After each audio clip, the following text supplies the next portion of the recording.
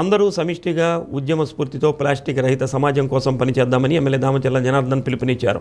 ఒంగోలు దామోదరం సంజీవయ్య కూరగాయల మార్కెట్ వద్ద నగరపాలక సంస్థ ఆధ్వర్యంలో ప్రతి నెల 3వ శనివారం నిర్వహించే స్వచ్ఛాంధ్ర స్వర్ణాంధ్ర కార్యక్రమంలో Ongole parliament zonal incharge Maddipati Venkataraju, జిల్లా పార్టీ అధ్యక్షుడు డాక్టర్ ముక్కు ఉగ్ర నరసింహారెడ్డితో కలిసి ఎమ్మెల్యే దామచర్ల జనార్దన్ పాల్గొన్నారు.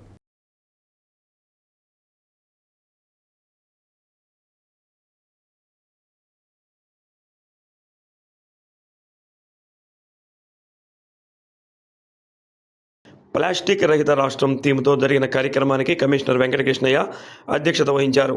వ్యాపారస్తులు అందరూ ప్లాస్టిక్కు ప్రత్యామ్నాయం చూసుకోవాలని ఎమ్మెల్యే సూచించారు. నేడు అనేక అనారోగ్య కారణాలకు క్యాన్సర్కు ప్లాస్టిక్ ప్రధాన కారణంగా మారుతుందని అన్నారు. ఒంగోలును ప్లాస్టిక్ రహిత నగరంగా తీర్చిదిద్దేందుకు అందరూ సహకరించాలని కోరారు. ప్లాస్టిక్ రహిత సమాజం థీమ్తో ప్రతిజ్ఞ చేయించారు. నగరపాలక సంస్థ మెప్మా సంయుక్త ఆధ్వర్యంలో ఏర్పాటు చేసిన స్టాల్స్ను పరిశీలించి అభినందించారు. Municipal engineer Aisayya, MEPMA PD Vijayalakshmi, super bazaar chairman Pallapothi Venkateswarlu, CMM Santosh Kumar తదితరులు పాల్గొన్నారు. సరైన విధంగా పరిశుభ్రంగా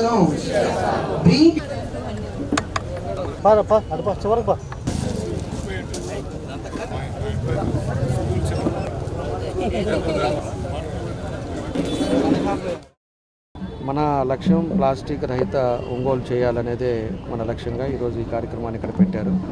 కాబట్టి ఈరోజు అందరికి కూడా మనం తెలియపరిచేది ఒకటే, ప్లాస్టిక్ అనే దానివల్ల ఈరోజు క్యాన్సర్ కానీ ఆరోగ్యం కానీ ఇవన్నీ కూడా ఇబ్బందులు పడే పరిస్థితులు వస్తూ ఉన్నాయి. కాబట్టి క్యాన్సర్ లేని రహిత తీసుకురావాలి అంటే అందరం కూడా మనం పాటించాల్సిన అవసరం ఉన్నాయి.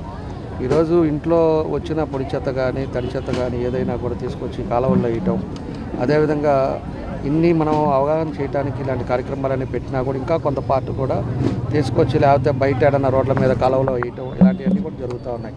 మేము మీ ద్వారా కూడా ప్రజలను కోరుకునేది ఒకటే, మనం బాగుండాలి అంటే మన ఇంటితో పాటు మనం ఎట్లా రోజు చేస్తామో మన బజార్లు కానీ మనం కూడా ఎక్కడన్నా చెత్త ఉండేటప్పుడు ఈరోజు ప్రతి బజార్కి ఇంటింటికి వచ్చి తీసుకెళ్ళడానికి కూడా ఈరోజు పెట్టాము.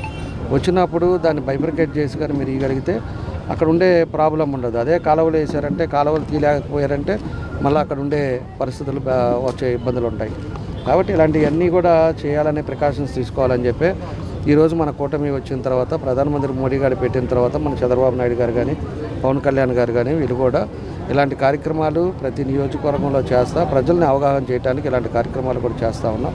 ఇంకా కూడా ప్రజాకులు ఇప్పుడు 50% వరకు కొంత అవగాహన చేసుకున్నారు. ఇంకా కూడా పూర్తిగా చేసుకుంటే బాగుంటుంది. అదేవిధంగా టౌన్ కూడా బాగుంటుంది.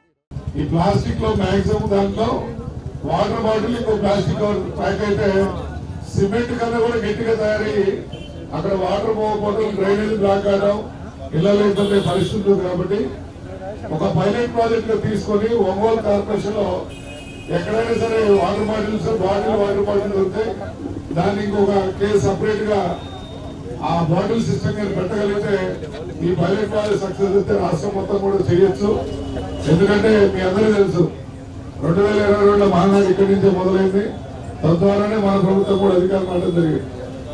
అదే విధంగా ప్లాన్ గా ఒంగోలు నుంచి ఈ బాటిల్స్ మీద చర్య తీసుకోవాలని కోరుకుంటూ, జనార్దన్ గారు లాంటి ఒక మంచి నాయకులండి. నాకు బాగా తెలిసిన జ్ఞాపకం ఏంటంటే 2014-19లో ఒంగోలు ఈ నగరం నాకు అంతకు ముందు నుంచి తెలుసు. 2004 నుంచి నాకు తెలుసు. ఈరోజు ఓపెన్గా చెప్పాలి అనుకుంటే ఒంగోలు అనగానే నాకు ఇది వరకు వేరే భావన ఉండేది. ఇప్పుడు ఎలా ఉందంటే ఒక మహా సిటీ లాగా తయారవుతుంది. అత్యంత శుభ్రంగా, చాలా కళగా. మనము ఒంగోలులో జీవిస్తున్నాము అంటే ఆ పట్టణం యొక్క నిర్మాణం జరుగుతున్న తీరు మన గౌరవాన్ని పెంచుతుంది. బయట ఈరోజు ఎలా అయితే ఒక వైజాగ్లోనో, ఒక తిరుపతిలోనో, ఒక అమరావతిలోనో ఉన్నామంటే ఎలా మనకి స్వచ్ఛంగా ఉంటుందనే భావన ఉంటుందో ఈరోజు ఒంగోలు కూడా వాటికి పోటీ పడే రీతిలో మన గౌరవ ఎమ్మెల్యే గారు దీన్ని తీర్చిదిద్దుతున్న తీరు. ఆయన మృదు స్వభావి, తక్కువ మాట్లాడతారు, పనులు మాత్రం చాలా ఎక్కువ చేస్తారు. నిజానికి మన ఒంగోలు యొక్క గౌరవాన్ని, దీని యొక్క పరిసర ప్రాంతాల్లో ఈ యొక్క అభివృద్ధి తీరును కూడా వారు తీసుకెళ్తున్న తీరు అభినందనీయం. ఏదైతే పర్యావరణానికి హాని కలిగిస్తున్నాయో ప్లాస్టిక్ కానీ ఎలక్ట్రానిక్ ఐటమ్స్ కానీ అన్నిటి మీద కూడా ఒక్కొక్క నెలకు ఒక్కొక్క థీమ్ ఈ విధంగా చేసుకురావడం జరిగింది. ఈరోజు ప్లాస్టిక్ మీద థీమ్ ఉంది. దీనికి ప్లాస్టిక్ మహమ్మారి ఎంత ఘోరాతి ఘోరంగా ఉందని చెప్పానంటే, మనం సింపుల్గా ఇంట్లో మిగిలిపోయిన అన్నం అదంతా కూడా కట్టి తీసుకెళ్ళి బయటపడేస్తున్నారు. అవి ఏమో పశువులు తింటున్నాయి. పశువులు తినిన తర్వాత అవి మనం పాలు తాగుతున్నాం. మనకు తెలియకుండా లక్షల కణాలు మనలోకి వెళ్ళిపోతూ ఉన్నాయి. క్యాన్సర్ వస్తూ ఉందని చెప్పారంటే 90% కారణం అదే అవుతూ ఉంది. తర్వాత ఈ బేల్దారి మేస్త్రీలు ముఖ్యంగా పాపం వాళ్ళకి తెలియక కట్టుబడి టైంలో ఆ వేడి టీ ఆ కవర్లలో పోసుకొని వచ్చేసి తాగుతున్నారు. మేజర్ పార్ట్ వాళ్ళు ఎఫెక్ట్ అవుతూ ఉన్నారు. ఎందుకంటే వెంటనే అది మెల్ట్ అయిపోతూ ఉంది. అట్లాగే కూరలు కూడా సాంబార్ కానీ రసం కానీ వేడి తీసుకొచ్చి కవర్లలో పోస్తూ ఉండి అవి తినిన తర్వాత ఎఫెక్ట్ అవుతూ ఉన్నారు.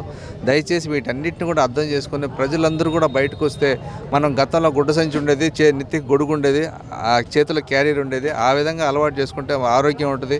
ఆరోగ్యం ఉంటే ఎప్పుడైతే ఆరోగ్యం ఉంటుందో ఇంకా ఆనందం కూడా అన్నీ ఆటోమేటిక్గా ఉంటాయి.